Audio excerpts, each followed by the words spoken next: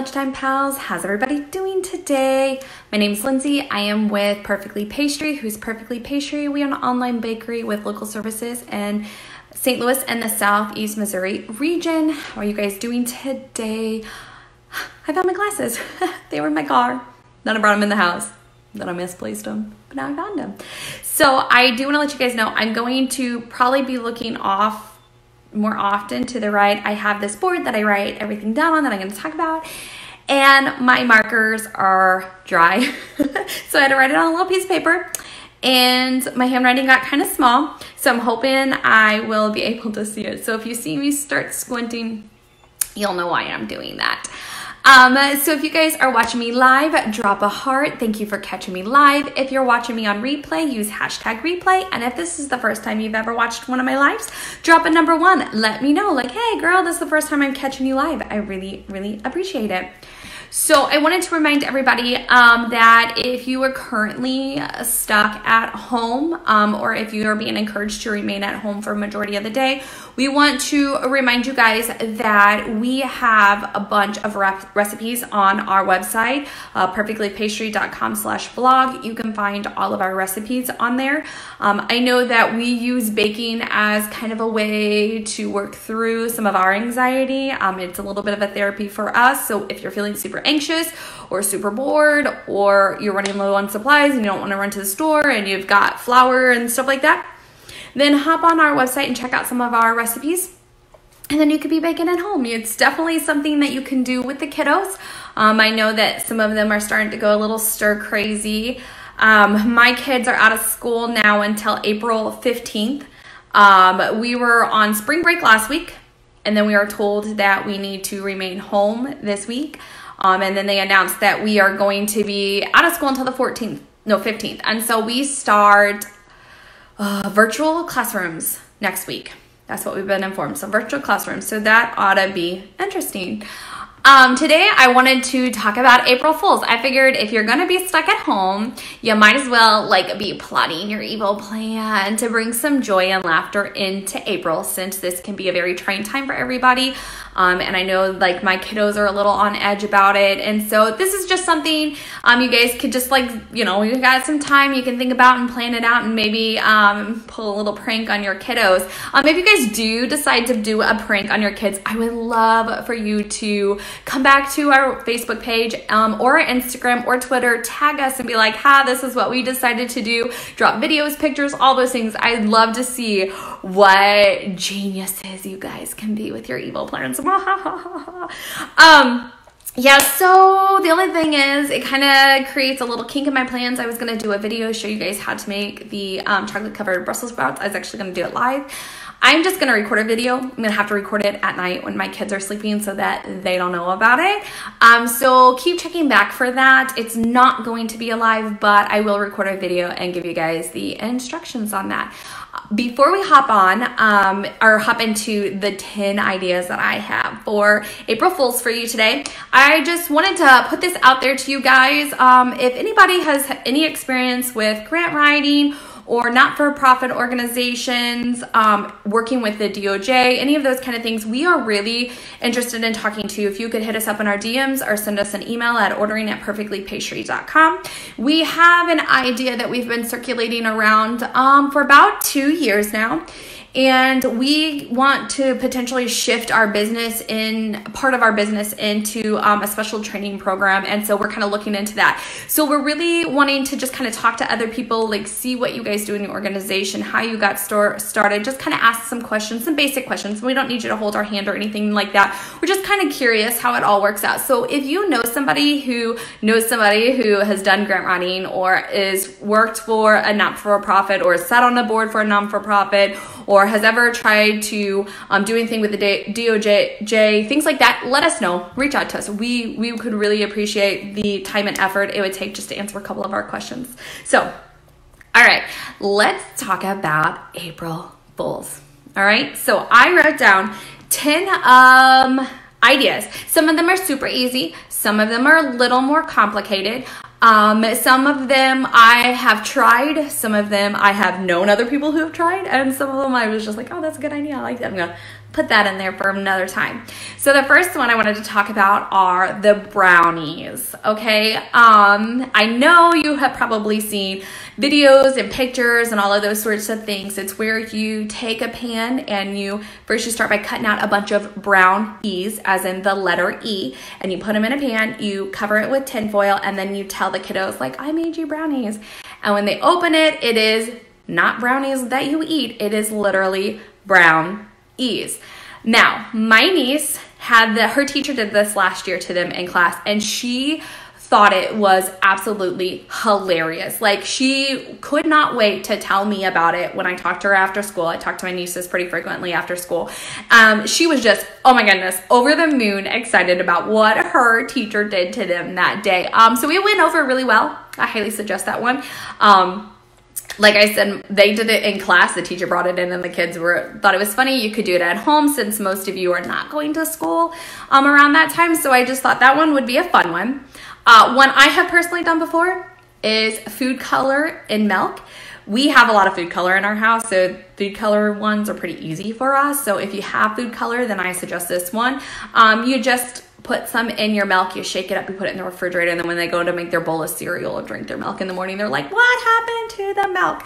I did like a turquoise color. I did like a blue-green turquoise-y color. The kids thought it was so funny to like have their cereal in this like blue-green milk last year. The one I did. I told you guys about this one last week. If you were not on my lab last week, then I'll tell you again.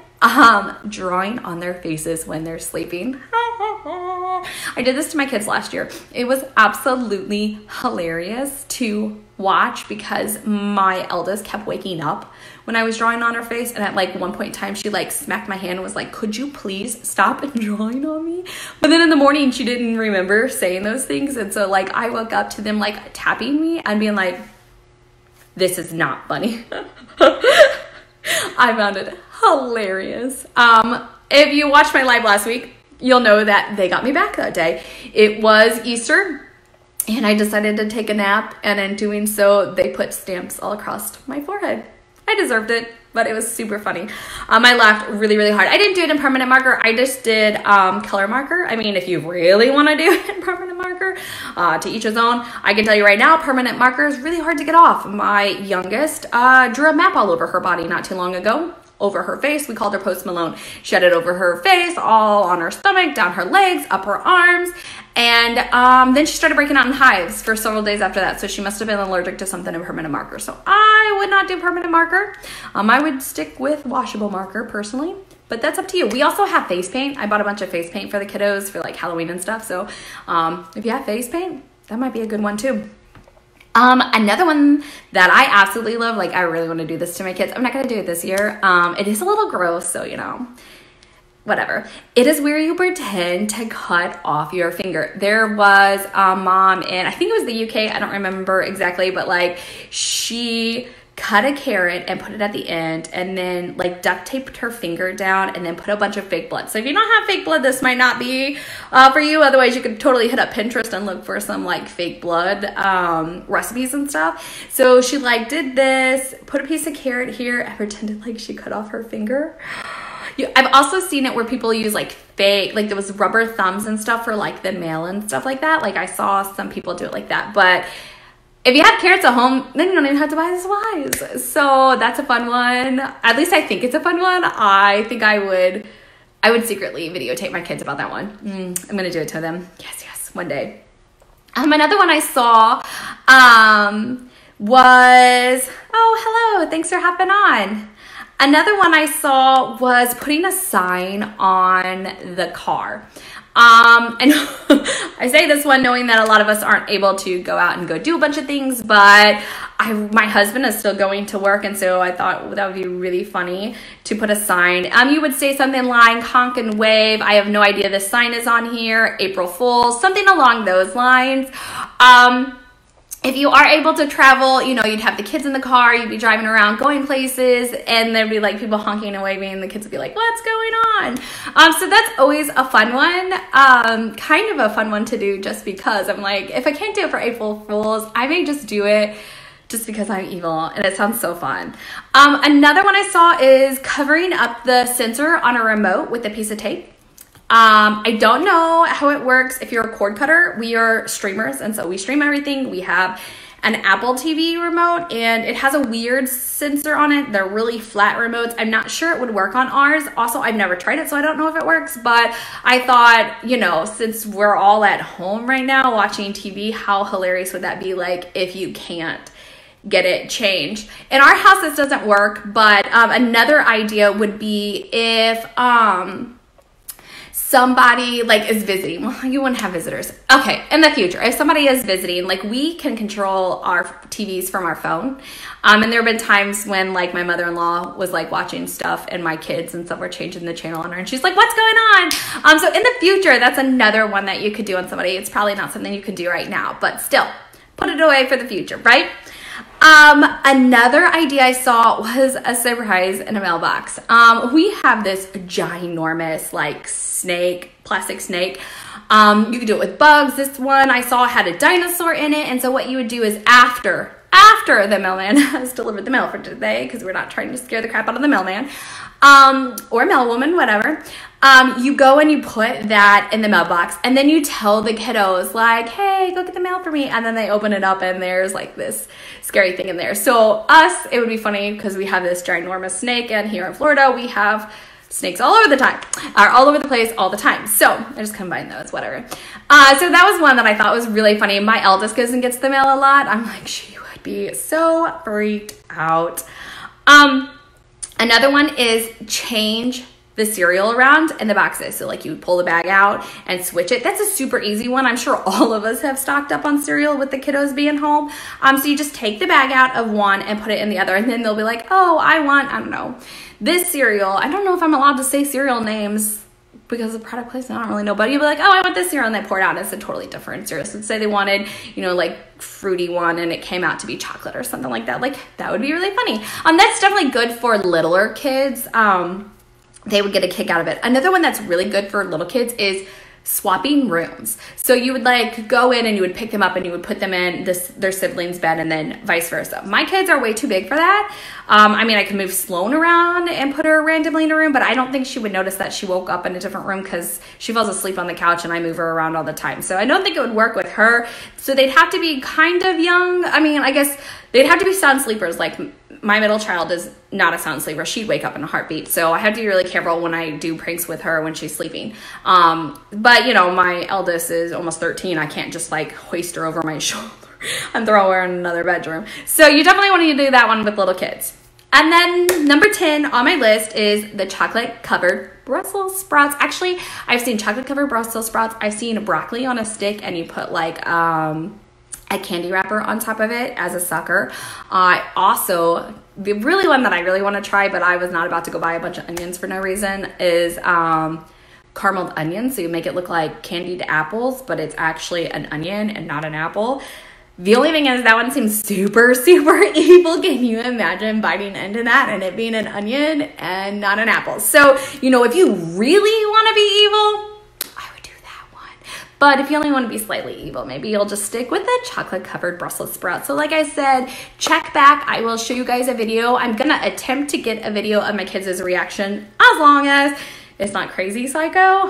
My middle child can like really be crazy sometimes. So as long as she doesn't go too crazy, I'll post that video. Otherwise, I'll just tell you about it. Sounds almost like that might be better. All right, you guys, so that is really just what I wanted to hop on, talk about, give you guys some ideas. Right now you can start planning. You guys could start planning with your kids and prank your spouse or your significant other. You and your spouse could sit around and think of ideas to prank the kids, you know, things like that, because it is a little bit of a trying time for everybody. It probably has a lot of the kiddos anxious. I know it has the kiddos in my house anxious, and so it just kind of gives them something to start April with that might put a smile on their face. If you guys are watching this video, you should be following us on Facebook. Follow and like us on Facebook, but we are also on other social media. We are at Perfectly Pastry on all other social media, and on Facebook, we are at Perfectly Pastry Bakery. So make sure you like and follow us on all of our social media. If you guys look in the description, I did drop the information on how to sign up for our Cool Club. That is our it's our monthly newsletter in which we kind of tell you everything that's been going on with us and give you an update on what's to come in the future. So if you're not signed up for our newsletter, hit the link and then go sign up for that. We also wanted to remind you that our promotion for this month is our ebook. We have an ebook called How to Successfully Launch Your Baking Business. Right now, it is kind of in a lull for people, and we have a lot of time to sit and think and plan and read. So if you're really thinking, you're like, I really think I want to do this when things get back to normal, then go ahead and put your name in and enter for a chance to win. It's over 100 pages of actionable tips for you so that you can get started with your business. If you do have a baking business and you are having to go on hiatus, I've seen a lot of that happening right now. Right now might be the best time to sit down and think about your marketing plan. Think about your pricing. I know I see so many questions pop up in groups like, what would you charge for this? How do you price for your cookies? Things like that. We have a pricing course. It is a free pricing course, and it spells out exactly how we do all of our pricing. And so if you have some time on your hands, you need to really dive in and get your business ready to go, to hit the ground running when things get back to normal, then we suggest you hop on and grab that e-course. It's actually an email course. So, we send you emails so that you can understand exactly how to get your pricing under control. It's www.perfectlypastry.com/pricing course. So that's /pricing course. So if you are ready to revamp your pricing or to get it under control, or you have some extra time because your business is a little bit on hiatus and you really want to be able to hit the ground running strong when you get back to business, then we highly suggest you sign up for that course and work through your pricing now, because the pricing can make or break your business. Remember to check out our blog for all of the recipes that we have. Like I said, baking can be a real stress reliever. It can help with some of that anxiety. It can be something to fill up your days with your kids, or just to fill up some of your days when you're just sitting at home. So check out our blog and get those recipes. Make sure you check back for my video on how to make the chocolate covered Brussels sprouts for April Fools. All right, you guys have a wonderful rest of the week, and I'll see you next week. Thanks.